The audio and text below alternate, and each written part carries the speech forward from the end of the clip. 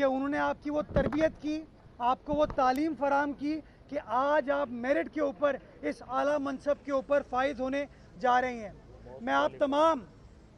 मैं अभी जब 20-22 बच्चियों को मैंने अपॉइंटमेंट लेटर दिया तो मैं उनसे गुफ्तगू कर रहा था, मुझे इतनी खुशी हो रही थी।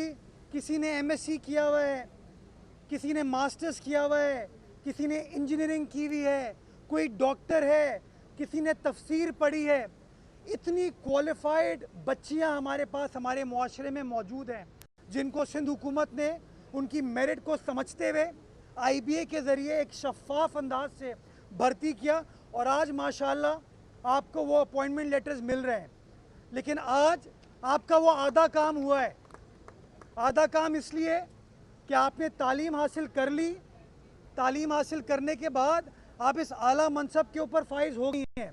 लेकिन अब आप 80 ख़वातीन को 8,000 और बच्चे बच्चियों को पढ़ाना है, 80,000 और बच्चे बच्चियों को पढ़ाना है, सारे सिंध को पढ़ाना है ताकि हम अपने सूबे की हकीकी खिदमत कर सकें। जिस तरह आप लोगों को मेरिट के ऊपर भर्ती किया गया है, एक एक बच्ची से मैंने पूछा कि आपकी क्या सिफारिश थी, तो उस बच्ची ने बताया मेरी सिफारिश मेरी तालीम थी। उस बच्ची ने बताया मेरी सिफारिश मेरा काम था, मेरी तरबियत थी।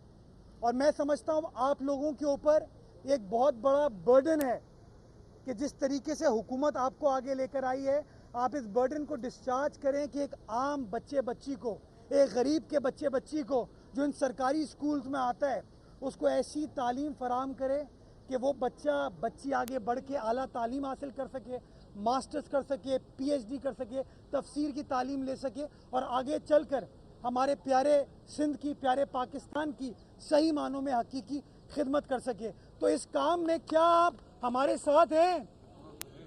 आप लोगों को मेरिट पर नौकरी मिली है, आप मेरिट को फ़रोग़ देंगे, तालीम को फ़रोग़ देंगे, बिला तफरीक लोगों की खिदमत करेंगे।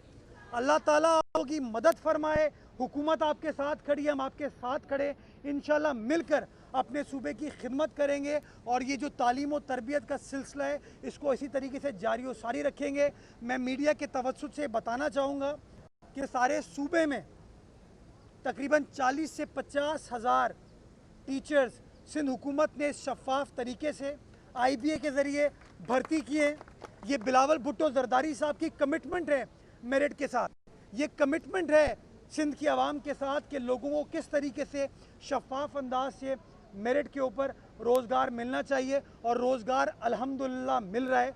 और 8,000 तकरीबन 7.5 से 8,000 बच्चे बच्चों को रोज़गार कराची शहर में मिला है।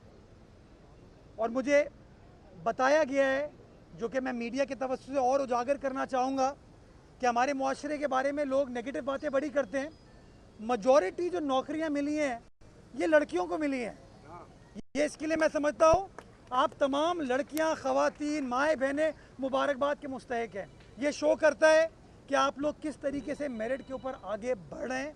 और मैं अपने लड़कों को ये बताना चाहूँगा कि भाई तालीम पर फोकस करो, पढ़ने पर फोकस करो, मेहनत करो, तुम लोगों को भी इसी तरीके से इंशाल्लाह रोज़गार मिलेगा। इंशाल्लाह आप बच्चियाँ, आप ख़वातीन एक मुहज़्ज़ब मुआशरा बनाने में हुकूमत की मदद करेंगे, एक पढ़ा लिखा मुआशरा बनाने में हुकूमत की मदद करेंगे और इंशाअल्लाह आपकी मदद से, आपकी सपोर्ट से सिंध पढ़ा लिखा होगा, सिंध मजबूत होगा, पाकिस्तान पढ़ा लिखा होगा, पाकिस्तान मजबूत होगा।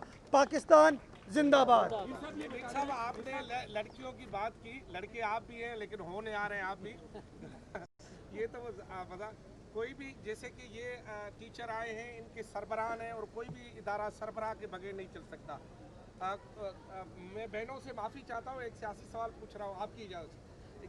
आप एक इदारे के सरबराह कल तक थे और शायद हैं, लेकिन आपने इस्तीफ़ा दे दिया, आपका इस्तीफ़ा कबूल नहीं हुआ। सुना ये कि पार्टी क़यादत ने मोहब्बत में आपसे नाराज़गी का इज़हार किया है और ये कहा है कि आपने पार्टी इजाज़त के बगैर कैसे इस्तीफ़ा दे दिया।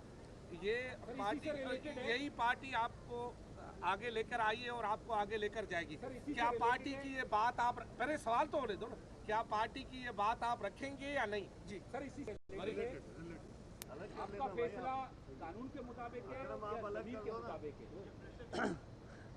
ये देखिए मैं आज अगर मुझे लोग जानते हैं तो पाकिस्तान पीपल्स पार्टी की वजह से जानते हैं। मेरी पार्टी ने मुझे ये मौका दिया कि मैं सरकारी सतह पर काम कर सकूं, पब्लिक आई में आ सकूं, और पार्टी की बदौलत मैं आज यहाँ पर मौजूद हूँ। मैं पार्टी के डिसिप्लिन का पाबंद था, पाबंद हूँ, पाबंद रहूँगा। लेकिन मैंने कल भी ये बयान किया था, गुजारिश की थी कि मैंने फ़ैसला पार्टी के लिए नहीं किया, मैंने अपनी ज़ात के हवाले से किया है। क्यों? क्योंकि मैं समझता हूँ कि हर इदारे का इज़्ज़त एहतराम हम सब पर वाजिब है, और इस मुल्क के इदारों को आईन और कानून के मुताबिक चलने की ज़रूरत है। तो अगर कानून के मुताबिक ये मुल्क चलेगा तो मुझे कोई एतराज़ नहीं है। ज़मीर के मुताबिक मुल्क नहीं चलता, इदारे ज़मीर के मुताबिक नहीं चलते हैं, फ़ैसले ज़मीर के मुताबिक नहीं होते हैं, फ़ैसले आईन और कानून के मुताबिक होते हैं। कानून ये कहता है कि फ़ैसला साजी पार्लियामान को करनी है, उन फैसलों को इम्प्लीमेंट एग्जीक्यूटिव को, हुकूमत को करना है, और मैं हुकूमत का तर्जुमान हूँ, हुकूमत का मुशीर हूँ। हुकूमत ने मुझे किसी मनसब पर फाइज किया, मेरी भी जिम्मेदारी है कि मैं कानून के मुताबिक काम करूँगा। मैंने माजी में भी काम कानून के मुताबिक किया। मेरा ज़मीर और कानून साथ साथ चलते हैं, लेकिन ये नहीं है कि मेरा ज़मीर कुछ और है और कानून कुछ और है। अगर ज़मीर और कानून के अंदर कॉन्फ्लिक्ट होगा तो कानून must prevail. Why? Because law is supreme, constitution is supreme, और हम सबको ये फैसला करने की ज़रूरत है कि अगर इस मुल्क को आगे बढ़ना है तो जहाँ मेरिट की बात करते हैं उसी तरीके से हमें आईन और कानून की सरबुलंदी की बात करने की ज़रूरत है। मुर्तज़ाबाद साहब, आप क्या समझते हैं कि मुस्ताफ़ी होना ही तमाम तर मसाइल का हल है, या फिर दीगर तरीकों से आप फंड इकट्ठा करके केएमसी को मजबूत करेंगे और शहर की तरक्की में? अच्छा, मुझे देखें, हर किसी का हक है। मैं समझता हूँ मामला कभी धरना दे के हल नहीं होते, लेकिन लोग धरना देते हैं। कभी एहतजाज करके मसाइल हल नहीं होते, लोग एहतजाज भी करते हैं। कभी कचरा फेंक के मसाइल हल नहीं होते, लोग कचरा भी फेंकते हैं। वो लोग जो कहते हैं मैं कराची के मसाइल हल करूँगा आके, वो कराची की सड़कों पे अपने बिलबोर्ड लगाते हैं और फिर कहते हैं बिलबोर्ड गैर कानूनी है। अपने बिलबोर्ड लगा के वो कराची की सड़कें जो हमने बनाई हैं उसके ऊपर कीलें ठोक के अपने टेंट लगाते हैं और फिर कहते हैं हम कराची की खिदमत करेंगे। मैं समझता हूँ वक्त आ गया है कि ये जो बार बार बहकावे की सियासत है, बरगलाने की सियासत है, इसको ख़त्म किया जाए और लोगों की खिदमत की जाए। जो काम करेगा वो रहेगा, जो काम नहीं करेगा वो नहीं रहेगा। किसी का कोई ज़ाती वो नहीं है। लेकिन देखिए बात यह है, किसी की ज़ाती पसंद नापसंद पर मुल्क नहीं चलता।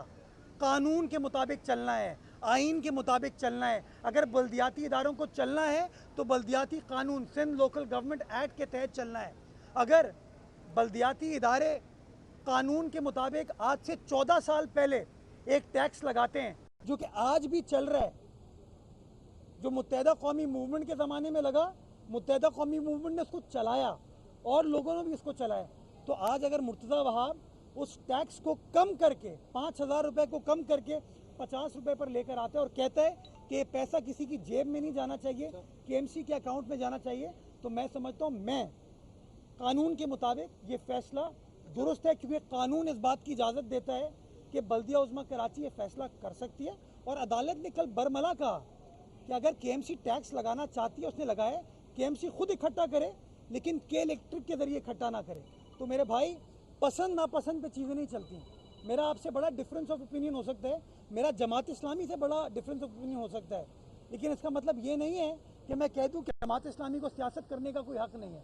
इसी तरीके से आपका मेरी राय से, मेरे पॉइंट ऑफ व्यू से डिफरेंस ऑफ ओपिनियन हो सकता है, लेकिन अगर कानून ये कहता है कि हाँ बल्दिया उज़्मा के पास ये इख्तियार है तो फिर उस इख्तियार को उसको एक्सरसाइज करने दें। क्योंकि इख्तियार कराची के अवाम के मफाद में है और कराची वाले से काम होता देखेंगे। अगर काम दुरुस्त नहीं होगा तो कराची वाले फिर मुझे पकड़ेंगे। ये करके मैं जरा सवाल ये है कि इतलात है कि आपके इत्तेहादी जमात की तरफ से अब आपकी इत्तेहादी जमात की तरफ से अब मुतालबा किया जा रहा है कि उनका एडमिनिस्ट्रेटर रखा जाए। ये तो वो लोग हैं जो पहले रोते थे कि इख्तियारात नहीं है, तो अब उनका एडमिनिस्ट्रेटर हिमायत याफ्ता वो कैसे काम करेगा? इसका मतलब इसमें ऐड कर लें कि जरदारी साहब ने जुबान दी हुई थी, इसलिए आपको सेफ एग्जिट दिया गया। अच्छा, मैं तो खुद एग्जिट लिया है। मुझे समझ नहीं आ रहा कि किसी ने दिया नहीं है, मैंने खुद लिया है और मैं गुजारिश ये करूँगा कि मेरा अपना फ़ैसला, अपनी दानिश में फ़ैसला है। और मैं समझता हूँ मैंने जो भी फ़ैसला पिछले 1 साल में किया है अपनी दानिश में, जो शहर के बेहतरीन मफाद में था वो किया। अब अगर आज मैं समझता हूँ कि यार मुझे आप मेरे हाथ पैर बांध के समंदर में फेंक देंगे कि हाँ भाई तैर लो, तुम टैक्स इकट्ठा नहीं कर सकते लेकिन तुम जवाब दो कराची की सड़कों के लिए, तुम जवाब दो कराची के नालों के लिए, तो फिर मेरे लिए काम करना मुश्किल होगा। इसलिए मैंने उसूल के ऊपर ये चीज़ की है। मैं गुजारिश करूँगा कि चूँकि एक बड़ा अच्छा आज ये कदम हुकूमत की जानिब से उठाया गया है, फोकस अगर हम तालीम के हवाले से करें, तरबियत के हवाले से करें, उस तालीम में आइन और कानून की बात करें, सियासी चीज़ों को हटा दें।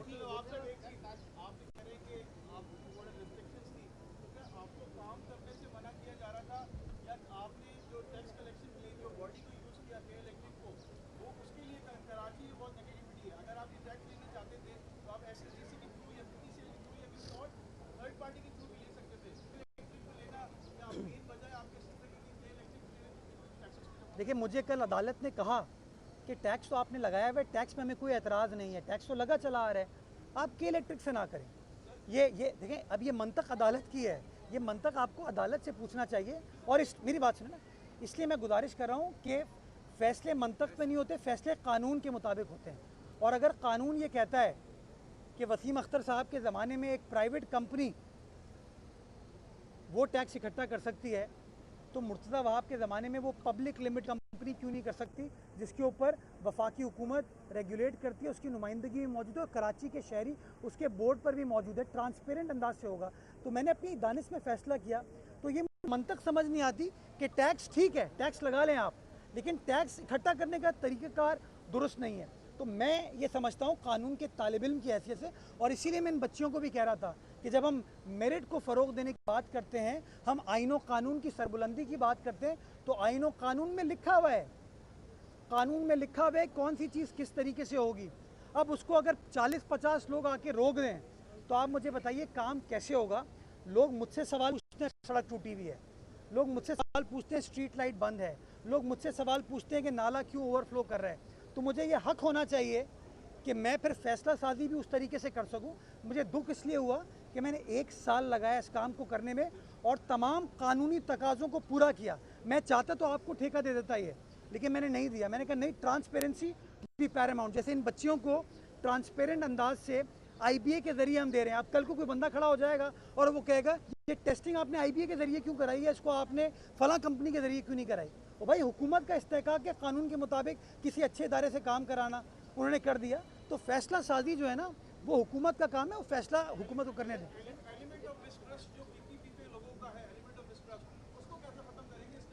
हुकूमत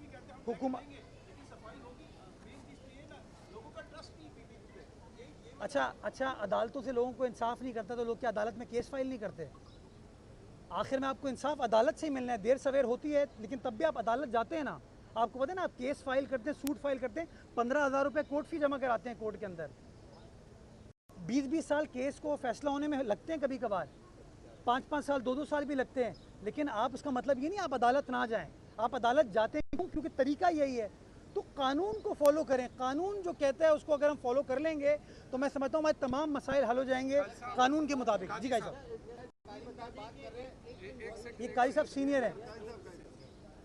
बता दिए मुख्तसरन के ज़ाहिर है अगर आपको इस्तीफा वापस लेने को विजिट किया जाएगा पार्टी की तरफ तो आपका क्या डिसीजन होगा? सेकंड, जो ऑन गोइंग प्रोजेक्ट है कराची के, ज़ाहिर है मेगा प्रोजेक्ट ही चल रहा है, तो वो डिस्टर्ब नहीं होंगे आपके इस फैसले से? क्योंकि ज़ाहिर है वो आप बड़ी काजी साहब, मैं पार्टी का एक अदना सा कारकुन हूँ जिसको पार्टी ने बड़ी बेपनाह इज़्ज़त फराहम की।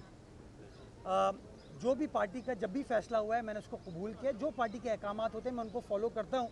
जहाँ तक काम का ताल्लुक़ है, मैं हट गया, कल मैंने इस्तीफ़ा दे दिया, लेकिन कल रात को भी काम चल रहा था, आज सुबह भी काम चल रहा था। तो जब सिस्टम आप बना के जाते हैं ना तो सिस्टम फॉलो होता है। आज सुबह भी अख्तर कॉलोनी पे रोड कारपेटिंग हो रही थी, नीपा चौरंगी के ऊपर काम हो रहा था समामा के सामने, रात को एमिजना रोड पे खालिद डिना हॉल के सामने भी काम हुए। तो तफसीलात सारी मैं देख रहा हूँ। माई कोची रोड के ऊपर काम हो रहा है, स्ट्रीट लाइट्स वगैरह लग रही हैं, तो काम शीरी जना कॉलोनी में काम हो रहा है, सिटी स्टेशन के ब्रिज के ऊपर काम हो रहा है। तो जो काम का सिलसिला स्टार्ट किया था वो सिलसिला चल रहा है इंशाअल्लाह। बाकी मेरा जो ज़ाती राय है, मेरा ज़ाती जो ओपिनियन है, वो मैं हक़ रखता हूँ कि मैं अपने ओपिनियन को एक्सप्रेस करूँ। अगर किसी को नागवार गुजरता है वो नागवार गुजरे, मैं किसी की दिल आज़ारी नहीं करना चाहता, लेकिन मैं अपने व्यू को एक्सप्रेस करूँगा। जी, तालीमी सवाल पे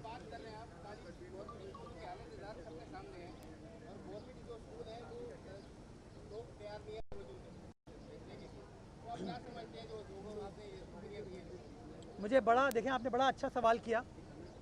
ये जब मास्टर्स की भी बच्चियाँ, एमएससी की भी बच्चियाँ, डॉक्टर पढ़ी हुई, मेडिसिन पढ़ी हुई बच्चियाँ, इंजीनियरिंग पढ़ी हुई बच्चियाँ, हाईली क्वालिफाइड बच्चियाँ जो कि मेरिट पर ट्रांसपेरेंट तरीके से आप भर्ती हुई हैं, ये जब स्कूलों का रुख करेंगी, स्कूलों में आके बैठेंगी, तो एक वालदा जो है वो तो देखेगा कि स्कूल में पढ़ाई हो रही है नहीं हो रही, अच्छी पढ़ाई हो रही है नहीं हो रही। और ये जो मेरिट पर लोग हैं, इसलिए मैंने बात करते ये कहा कि इनका आधा काम हो गया है कि मेरिट पर एक जगह आ गई हैं। अब आधा काम इनको ये करना है कि मेरिट पर और लोगों को तालीम और तरबियत करनी है, और इन लोगों ने आपके सामने कमिटमेंट की है। और सरकारी स्कूलों के एडमिशन माशाल्लाह बढ़ते जा रहे हैं। उसकी वजह ये कि ये जो नए मेरिट पर टीचर्स आ रहे हैं, ये इंशाल्लाह मेरिट को पैरामाउंट रखते हुए उन बच्चों की तरबियत करेंगे, उनको पढ़ेंगे और इंशाल्लाह एक अच्छा मुआशरा बनाने में हमारी आपकी मदद कर पाएंगे इंशाल्लाह। तहसील के बहुत सारे अजला ऐसे हैं जहां पर अभी भी ऑफर ऑर्डर नहीं दिया गया है, और ये भी सुनने में आ रहा है, केसेस की रिपोर्ट हो रहे हैं कि वहाँ के जो डीओज हैं वो सीट्स को छुपा रहे हैं। आप एक वसीम हुकूमत का तर्जुमान, उनके खिलाफ क्या कार्रवाई करेंगे? कोई भी अफसर हुकूमत की पॉलिसी को वायलेट नहीं कर सकता, और अगर वायलेट करेगा उसके खिलाफ कार्रवाई की जाएगी।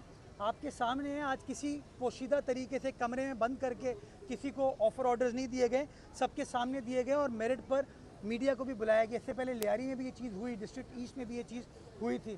तो अल्हम्दुलिल्लाह हुकूमत की पॉलिसी को तमाम अफसरान जो है इम्प्लीमेंट कर रहे हैं, और अगर कहीं से इस तरह की कोई शिकायत आएगी तो हुकूमत कानून के मुताबिक कार्रवाई करेगी। बिलावल भुट्टो जरदारी साहब बड़े क्लियर हैं कि मेरिट पर ये भर्तियाँ होनी चाहिए और हमने अल्हम्दुलिल्लाह ये भर्तियां करके दिखा दी हैं। अब इंशाल्लाह इन असातिज़ा के ऊपर ये बर्डन है कि ये अपने स्कूलों को किस तरीके से रोशन करते हैं, कैसे उस तरीके से आबाद करते हैं और बच्चों की आला अंदाज में, अच्छे अंदाज में तालीम और तरबियत करते हैं।